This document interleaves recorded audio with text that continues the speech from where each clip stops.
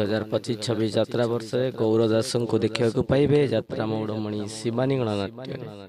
ତାଙ୍କ ସହିତ ନାୟିକା ହିସାବରେ 2025-26 ଯାତ୍ରା ବର୍ଷରେ ଆପଣମାନେ କାବେରୀ ପାଢ଼ୀଙ୍କୁ ଦେଖିବାକୁ ପାଇବେ ଯାତ୍ରା ମୌଡ଼ମଣି ଶିବାନୀ ଗଣନାଟ୍ୟରେ। ଖଳନାୟକ ହିସାବରେ ଆପଣମାନେ 2025-26 ଯାତ୍ରା ବର୍ଷରେ ଟାହିଆଙ୍କୁ ଦେଖିବାକୁ ପାଇବେ ଯାତ୍ରା ମୌଡ଼ମଣି ଶିବାନୀ ଗଣନାଟ୍ୟରେ। ତାଙ୍କ ସହିତ 2025-26 ଯାତ୍ରା ବର୍ଷରେ ଆପଣମାନେ ମାମାଙ୍କୁ ଦେଖିବାକୁ ପାଇବେ ଯାତ୍ରା ମୌଡ଼ମଣି ଶିବାନୀ ଗଣନାଟ୍ୟରେ। ସେହିପରି 2025-26 ଯାତ୍ରା ବର୍ଷରେ ଆପଣମାନେ ଜୁନିୟର ବାପି ପଣ୍ଡାଙ୍କୁ ଦେଖିବାକୁ ପାଇବେ ଯାତ୍ରା ମୌଡ଼ମଣି ଶିବାନୀ ଗଣନାଟ୍ୟରେ। ତାଙ୍କ ସହିତ 2025-26 ଯାତ୍ରା ବର୍ଷରେ ଆପଣମାନେ ଜିନାଙ୍କୁ ଦେଖିବାକୁ ପାଇବେ ଯାତ୍ରା ମୌଡ଼ମଣି ଶିବାନୀ ଗଣନାଟ୍ୟରେ। ସେହିପରି ନାୟକ ଭାବରେ ଆପଣମାନେ 2025-26 ଯାତ୍ରା ବର୍ଷରେ ଯାତ୍ରା ମୌଡ଼ମଣି ଶିବାନୀ ଗଣନାଟ୍ୟରେ ଚନ୍ଦନଙ୍କୁ ଦେଖିବାକୁ ପାଇବେ।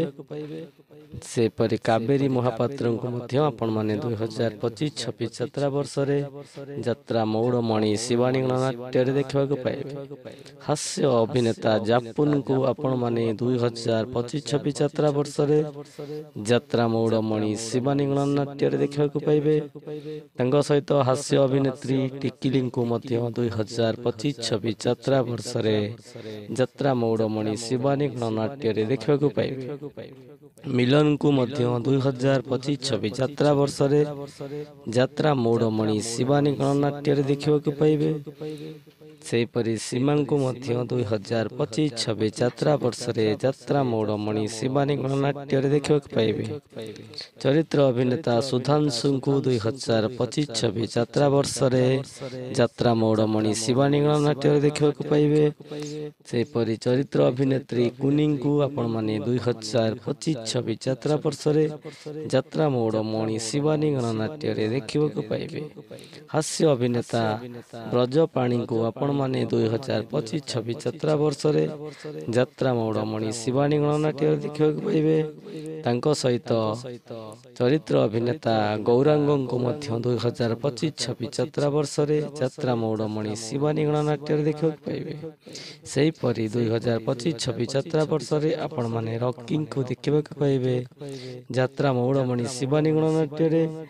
ତାଙ୍କ ସହିତ ଗାୟକ ହିସାବରେ ଆପଣମାନେ 2025-26 ଯାତ୍ରା ବର୍ଷରେ ଯାତ୍ରା ମୌଡ଼ମଣି ଶିବାନୀ ଗଣନାଟ୍ୟରେ ଉପେନ୍ଦ୍ରଙ୍କୁ ଦେଖିବାକୁ ପାଇବେ। ତାଙ୍କ ସହିତ ଗାୟିକା ହିସାବରେ ଆପଣମାନେ 2025-26 ଯାତ୍ରା ବର୍ଷରେ ମିଲିଙ୍କୁ ଦେଖିବାକୁ ପାଇବେ ଯାତ୍ରା ମୌଡ଼ମଣି ଶିବାନୀ ଗଣନାଟ୍ୟରେ। ସେହିପରି 2025-26 ଯାତ୍ରା ବର୍ଷରେ ଆପଣମାନେ ସନ୍ତୋଷଙ୍କୁ ଦେଖିବାକୁ ପାଇବେ ଯାତ୍ରା ମୌଡ଼ମଣି ଶିବାନୀ ଗଣନାଟ୍ୟରେ ଗାୟକ ହିସାବରେ। ଏ ଥିଲା ଯାତ୍ରା ମୌଡ଼ମଣି ଶିବାନୀ ଗଣନାଟ୍ୟର ସମସ୍ତ କଳାକାରମାନଙ୍କର ସୂଚନା। ଯଦି ଆଜିର ଭିଡ଼ିଓଟି ଆପଣମାନଙ୍କୁ ଭଲ ଲାଗିଛି ଭିଡ଼ିଓଟିକୁ ଲାଇକ୍ ସେୟାର କମେଣ୍ଟ କରନ୍ତୁ ଏବଂ ଆମ ଚ୍ୟାନେଲ ଯାତ୍ରା ସାଥୀକୁ ସବସ୍କ୍ରାଇବ୍ କରିବା ପାଇଁ ଭୁଲନ୍ତୁ ନାହିଁ। ଆଜି ପାଇଁ ଏତିକି, ରହିଲି ନମସ୍କାର।